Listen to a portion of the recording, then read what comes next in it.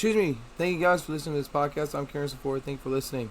Basically, we're going to talk about a few things here this evening, or can we say in the morning of August the 15th of 2023. Things that just came out yesterday out of the Jets. They agreed to sign Delvin Cook for a year for $8.6 million.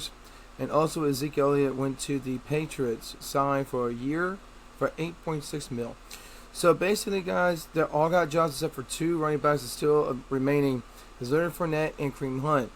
The only thing I know is right now with Leonard Fournette at this point is he is still lingering around between. There's like three positions still. I think there's ones Indianapolis coaches coming to mind that come to play. And there's another two teams that's interested in him. I think it's the Patriots and also with not with the Jets no more since Dalvin Cook went there. I think it's another team. I think it's Minnesota Vikings if I'm mistaken.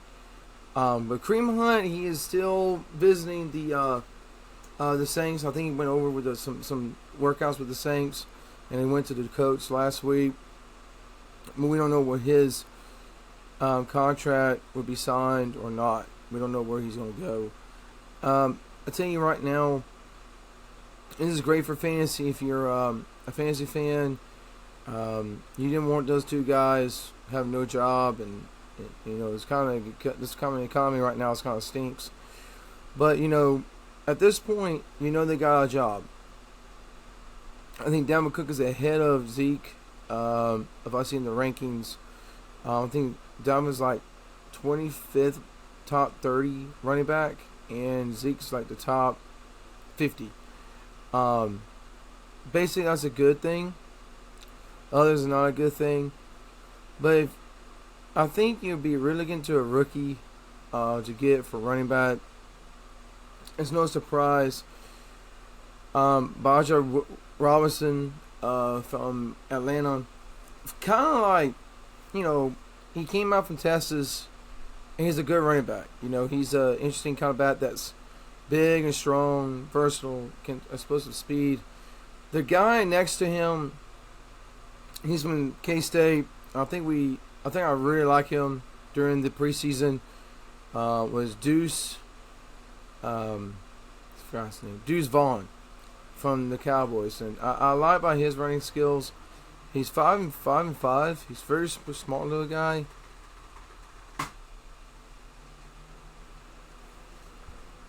But he does a lot of things with the football, runs, versatility, and all that type of stuff. And so, that's kind of interesting for that part. If you are interested into Vaughn going to this season, I think he's going to have a starting job for sure. I mean, he's not going to lose his starting spot to Tony Pollard, because Tony Pollard's the next guy up. The next guy already on the winning side of things for being a one-stringer. I honestly Deuce Vaughn do something for the Cowboys. I'm intrigued what he's going to do the season start to game one. There's a lot of things about Joe Burrow. I think he's still week to week with the injury he has and his calf injury. So we'll see what that would be going forward, going for week one. There's a lot of rookie wide receivers. There's Garrett Wilson, as everybody been talking about him. Even Aaron Rodgers has been talking to him about the last few weeks during training camp, and I think you seen Garrett Wilson is getting comfortable with Aaron Rodgers threw it to him, maybe 89 times in the pocket during training camp, and he's a guy I think you can kind of want to see in your roster if you do fantasy for sure. He's intriguing. I think when I saw when I was doing the mock drafts, I was kind of practicing. They got him like 90 or 100 overall, over 130 49 overall or something like that. I mean, he's like in the 80, 90s area. I'm like, this guy is explosive. I mean, he's really good. I mean, he will give you a lot of, recommend a lot of interesting plays. The Jets likes him. And I think that when Devin Cook is in there for the running back position, he's going to take a lot of that from Paul. And I guess you look at this away as like you take away a guy he's been hurt last year, and you bring Devin Cook in. That's going to take the care of the void. And they got Jamar Pirine went to the to the Broncos. And that's kind of opened up the mindset with another running back in Cincinnati. So we don't know where this is going to go with Kareem Hunt and Leonard Fournette right now, but I know at this point we may figure out down the road what's going to happen. As you know, right at this point, the Pac-12 and the ACC didn't make any decisions at this point. We've been hearing a lot of things about the Notre Dame and Florida State. A&M wants to be. Notre Dame was trying to stay in the conference, trying to stay with the conference. They don't know which conference they're going. Going to talk to the commissioner about. It's a mess. I mean, it's just one mess that you can just say, what's going to happen to, Cal and Stanford? Are they going to still be with the Pac-12? Are they going to be some type of makeup conference? That's kind of interesting to me. If that's the last four of the Pac-12, and you got this is your last year with the team, with the teams, the university that you play with, like all the years in the world, and then now you come down to no shot at all to play against each other again. Maybe once in a year, or twice a year, or maybe none at all. But it's really frustrating as a competitor, as a fan of the Pac-12. I understand that. Trust me, I get it. If you're a Pac-12 fan, I understand that. That's where all your guys come in. I know that's where Chris McCaffrey is from Stanford. You have Matt Leinart from USC, Reggie Bush at USC. Yeah, I get it. I understand there's talent in there, but there's no talent. There's nothing for him to do. I mean, it's not nobody's help here. But like I said, it's really hard to look at it this way. If you look at the way it looks like right now, there's always has been interesting foes about it. I mean, it's not that hard to look at it. But you take situations like that, you take a lot of poison and everything to it, and it's nobody's fault really if you look at it. But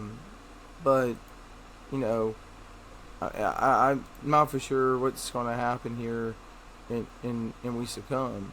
I'm not for sure what's going to happen, but it's interesting to see what's going to happen in a couple weeks or so. We're going to see what's what interesting stuff can be done about this, but I don't know. I kind of want to be seeing what's going to happen. I really am. Figure all this, trying to, got people to figure things out. They can't, and they try. I mean, I understand they tried, but they can't.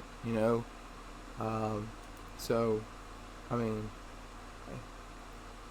I give their all every single time I see a team try to do better. And so, basically, what I'm talking about today is if I can look at the standings here, of NASCAR from last week. Now, that was an interesting race. If you look into the race last week, if you're looking at the long shot, we're going to do some go over the race last week at Indy. the Brickyard for the road course race.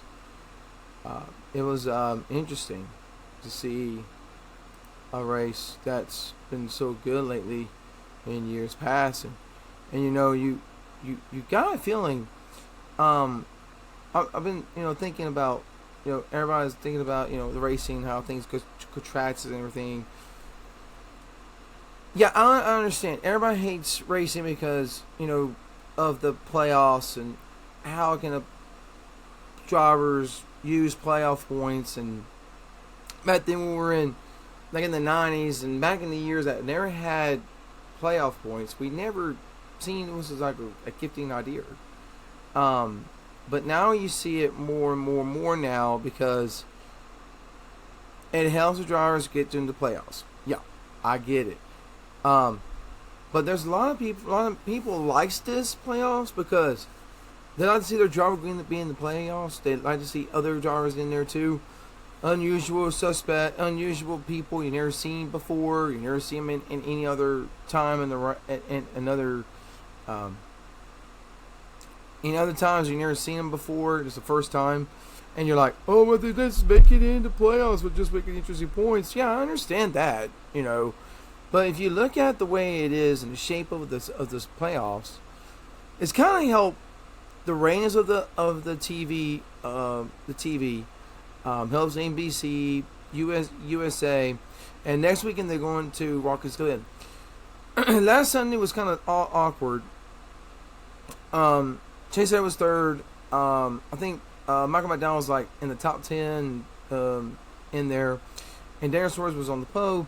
And I thought to myself, when you look at it, you're like, okay, well that makes more sense. You want to make sure all your differences goes to here, and it's like yeah, I get it, but it's interesting, to me, and let me see something here. Don't do well.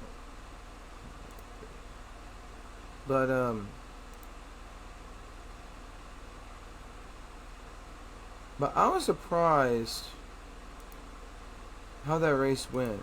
If you look at the race Sunday, I went at the highlights of it. But the weird thing about it is, it's interesting how one driver is kind of bad and never won a race, and